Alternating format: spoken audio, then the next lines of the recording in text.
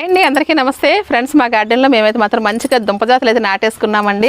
అందులో కొన్ని ఏంటంటే ఇదిగోండి కంద ఎంత అందంగా ఉంటుందంటే కంద చిన్న ముక్క పెట్టినా కూడా మార్కెట్లో అది తీసుకొచ్చి చిన్న ముక్క పెట్టినా కూడా ఇంత బాగా వచ్చేస్తుంది. అలాగే దీంతోపాటు ఎయిర్ పొటాటో అనేసి ఇది కూడా తీసుకొచ్చానండి. అంటే గాలి దుంపలు అంటే గాలిలో కాస్తే భూమిలోనే వస్తుంది, గాలిలో కూడా వస్తుంది. ఇదిగోండి ఇది ఆకులు ఈ విధంగా ఉంటాయి అనమాట. మొత్తం బచ్చలి ఇది కలిపి ఎక్కేసింది. ఇది హార్ట్ షేప్లో ఎంత పెద్ద పెద్ద ఆకులు, డిజైన్ చూడండి ఎంత బాగుంది కదా. ఇలా టిఫిన్ కూడా చేసేవచ్చండి, అంత ఉంది. ఇదిగోండి ఇది ఒక క్రేపర్, మన గార్డెన్కి అందామే కాకుండా మంచిగా మనకి గాలిలో దుంపలు కూడా కాస్తాయండి. కానీ ఎప్పుడు కాస్తాయి వెయిట్ చేస్తున్నాను. ఇంకా మొన్నే పెట్టాను, మంచిగా అయితే వచ్చేసింది.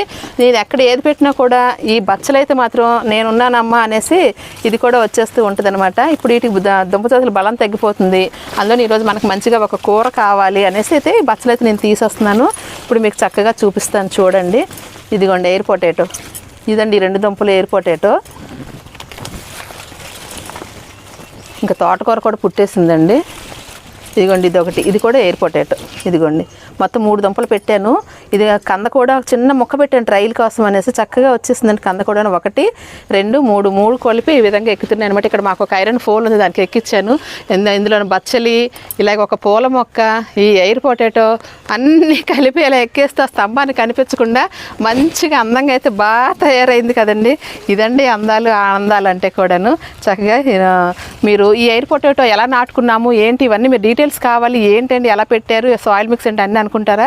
వీటికి ప్రత్యేకంగా ఒక వీడియో చేశాను, అది మీకు డిస్క్రిప్షన్లో లింక్ ఇస్తాను. తప్పకుండా చూడండి, మీరు కూడా ట్రై చేయండి. బాయ్. ఇలాంటి వీడియోలు మీరు మరిన్ని చూడాలంటే మా ఛానల్ని సబ్స్క్రైబ్ చేసుకోండి. బాయ్. నచ్చితే ఒక లైక్ వేసేయండి. బాయ్.